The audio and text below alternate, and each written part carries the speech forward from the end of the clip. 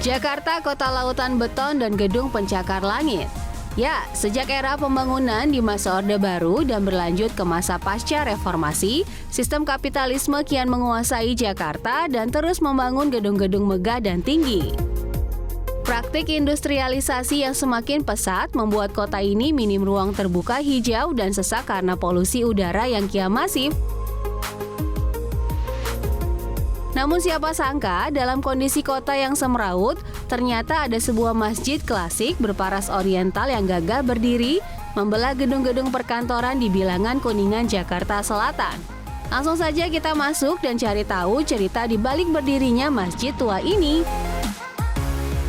Berdiri sejak tahun 1743, Masjid Hidayatullah atau yang populer dikenal dengan sebutan Masjid Karet menempati lahan seluas 3.000 meter persegi di Jalan Masjid Hidayatullah, Karet, Semanggi, Setiabudi, Jakarta Selatan.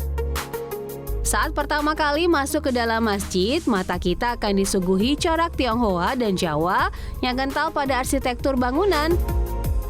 Ya, ternyata sang pendiri masjid bernama Muhammad Yusuf adalah seorang Muslim blasteran Betawi, Tionghoa, dan Bugis. Yusuf yang kala itu adalah pekerja di Safir Hands atau perusahaan milik kolonial Belanda, memiliki lahan yang cukup luas di Kuningan. Ia memutuskan untuk mewakafkan tanah miliknya menjadi sebuah masjid. Masjid klasik ini memadukan budaya Arab, Tionghoa, Betawi, dan tradisi berlanggam agama Hindu. Bangunan masjid terdiri atas dua bangunan utara, satu bangunan asli yang telah melayani peribadatan umat muslim sejak ratusan tahun lalu, dan satu bangunan tambahan yang baru resmi berfungsi pada tahun 1999. Seperti masjid-masjid tua di Jakarta yang tetap mempertahankan keaslian gedung, Masjid Hidayatullah ternyata juga demikian.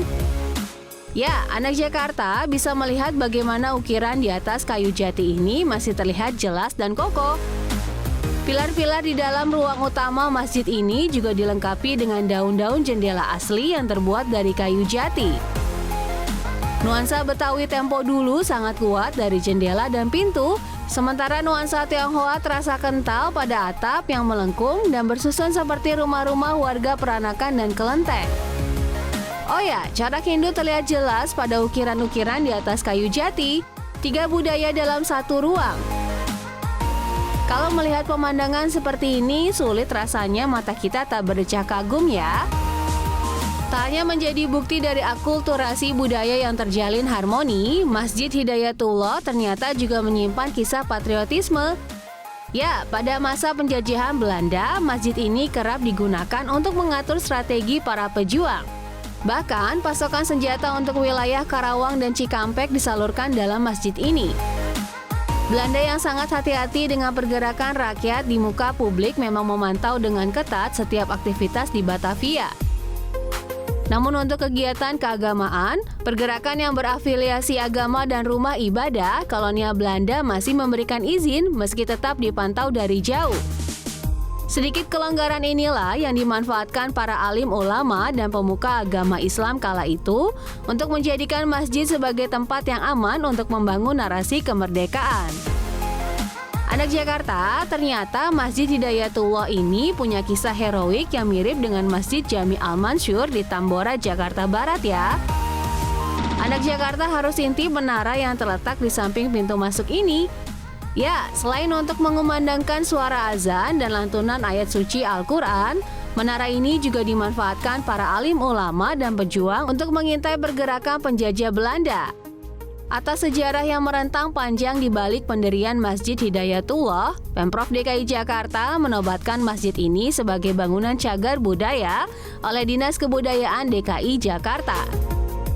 Sebagai bangunan berstatus cagar budaya, tentu saja Masjid Hidayatullah tidak bisa sembarang dipugar atau direnovasi. Sepanjang eksistensinya, Masjid Hidayatullah tercatat telah direnovasi sebanyak 3 kali, yaitu di tahun 1921, 1948, dan 1996. Seperti yang sebelumnya sudah dijelaskan, renovasi ini tidak mengubah keaslian bentuk masjid, namun hanya memperbaiki bagian-bagian yang rusak termakan usia. Oh ya, anak Jakarta, karena posisinya yang strategis di tengah gedung perkantoran Kuningan, mayoritas jemaah di sini adalah karyawan kantor yang sengaja melipir untuk sholat 5 waktu dan sholat Jumat. Hadirnya Masjid Hidayatullah ini seperti oase rohani di tengah hiruk-pikuknya warga muslim ibu kota yang sibuk mencari nafkah di gedung-gedung perkantoran. Anak Jakarta sudah pernah berkunjung belum?